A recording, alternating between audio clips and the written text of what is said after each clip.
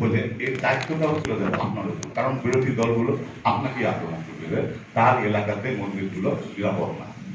তো আমরা চাইবো স্যার, যে আমার একটা পার্সোনাল দাবি এটা, যে আমাদের এই 10-11টা মন্দির এবং গুলশান পূজা ফাউন্ডেশন সহ আপনি এমন একটা যোগাযোগের ব্যবস্থা করে দিবেন যাতে আমরা কোনো রকম ডিস্টার্ব ফিল করলে না আপনাকে সরাসরি বলতে পারি।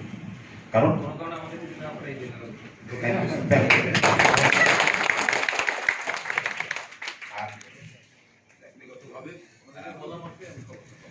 ব্যক্তিগতভাবে স্যার আমি এই যেদিন থেকে নির্বাচনী তফসিল ঘোষণা হয়েছে সেদিন থেকেই এই সালাম স্যার, সাত্তার স্যার, ডোনার স্যার, নাজিম স্যার, কর্নেল জুবলুল স্যার, তারপরে বিজন কান্তি স্যার, তপন স্যার এবং রমেশ দা আমাদের সঙ্গে প্রচন্ড যোগাযোগ রেখেছেন।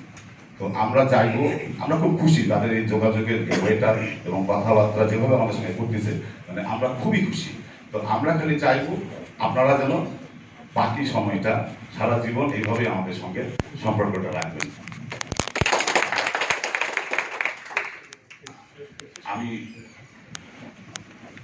তারেক রহমান স্যারের সুস্থ জীবন, উত্তরোত্তর উন্নতি কামনা করি এবং বাংলাদেশ সহ বাংলাদেশ জাতীয়তাবাদী দলেরও উন্নতি কামনা করি। সবাইকে আবার নমস্কার।